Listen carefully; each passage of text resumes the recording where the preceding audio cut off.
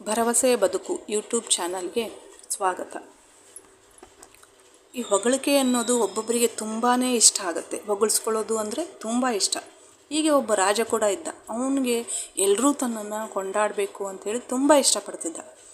ಈ ರಾಜ ಗುಡಿ ಗುಂಡಾರಗಳನ್ನು ಕಟ್ಟಿದ್ದ, ಅರವಟಿಕೆಗಳನ್ನು ಕಟ್ಟಿಸಿದ್ದ, ಅನ್ನ ಛತ್ರಗಳನ್ನು ಕಟ್ಟಿಸಿದ್ದ, ಹಾಗೆ ಸಾಕಷ್ಟು ಧರ್ಮ ಕಾರ್ಯಗಳನ್ನು ಕೂಡ ಮಾಡಿದ್ದ. ಆತನ ಆಶ್ರಯದಲ್ಲಿ ಸಾವಿರಾರು ಜನ ಬದುಕನ್ನು ಕಟ್ಟಿಕೊಂಡಿದ್ದರು. ತುಂಬ ಖುಷಿಯಾಗಿ ಕೂಡ ಇದ್ದರು.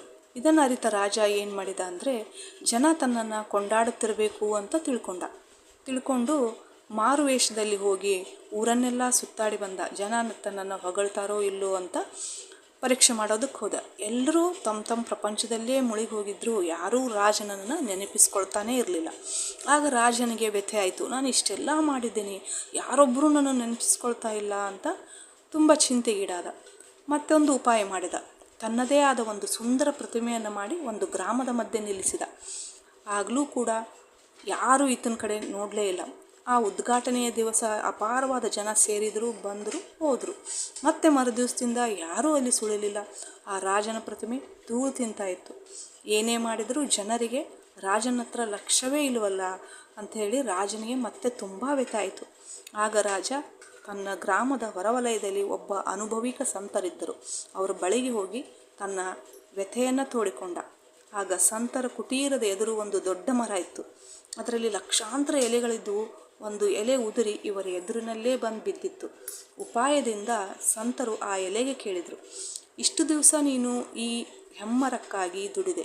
ಇಂದು ನೀನು ನೆಲಕ್ಕೆ ಬಿದ್ದಾಗ ಈ ಮರವಾಗಲಿ ಅಲ್ಲಿರುವಂತಹ ಎಲೆಗಳಾಗಲಿ ನಿನ್ನತ್ತ ಗಮನಿಸಲೇ ಇಲ್ವಲ್ಲ, ನಿನಗೆ ವ್ಯಥೆ ಆಗುವುದಿಲ್ಲವೇ ಅಂತ ಎಲೆಯನ್ನು ಕೇಳ್ತಾರೆ. ಆಗ ಆ ಎಲೆ ಹೇಳುತ್ತೆ, ಪೂಜ್ಯರೇ, ಯಾರಾದರೂ ನನ್ನನ್ನು ಗಮನಿಸಲಿ, ಗೌರವಿಸಲಿ ಎಂದು ನಾನು ದುಡಿಯಲಿಲ್ಲ. ನನ್ನ ಕರ್ತವ್ಯವನ್ನು ನಾನು ಪಾಲನೆ ಮಾಡಿದ್ದೇನೆ ಅಷ್ಟೇ. ಅದಕ್ಕೆ ವ್ಯಥೆ ಏಕೆ ಅಂತ ಹೇಳುತ್ತೆ ಅದು. ಅಷ್ಟೇ ಅಲ್ಲ, ಇಂದು ನಾನು ನೆಲಕ್ಕೆ ಬಿದ್ದರೂ ನಾಳೆ ಮಣ್ಣಾಗಿ ಮರದ ತುದಿಯೇ ನೇರುವ ಭರವಸೆ ನನಗಿದೆ ಅಂತ ಎಲೆ ಹೇಳುತ್ತೆ. ಈ ಎಲೆಯ ಅನುಭವದ ಮಾತನ್ನು ಕೇಳಿದ ರಾಜನಿಗೆ ತುಂಬ ಖುಷಿಯಾಗುತ್ತೆ. ಆಗ ರಾಜನಿಗೆ ಅವನ ಪ್ರಶ್ನೆಗೆ ಉತ್ತರ ಕೂಡ ಸಿಗುತ್ತೆ. ಈ ವಿಶಾಲ ವಿಶ್ವ ಎಂಬ ವೃಕ್ಷದಲ್ಲಿ ತಾನೊಂದು ಎಲೆಯ ಹಾಗೆ ಬಾಳಬೇಕೆಂಬುದನ್ನು ಅರಿತುಕೊಳ್ತಾನೆ ರಾಜ. ಆಗ ರಾಜನಿಗೆ ಶಾಂತಿ ಸಮಾಧಾನ ಆಗುತ್ತೆ. ತುಂಬಾ ಸಂತಸದಿಂದ ಮತ್ತೊಮ್ಮೆ ಆ ಸಂತರಿಗೆ ನಮಸ್ಕಾರ ಮಾಡಿ ತಾನು ಊರು ಸೇರಿಕೊಳ್ತಾನೆ. ಹೀಗೆ ನಮ್ಮ ಜೀವನ ಎಲೆಯ ಹಾಗಿರಬೇಕು, ಹೊಗಳಿಕೆಯನ್ನು ಬಯಸಬಾರ್ದು ಎನ್ನುವುದರ ಅರಿವು ರಾಜನಿಗೆ ಆಯಿತು.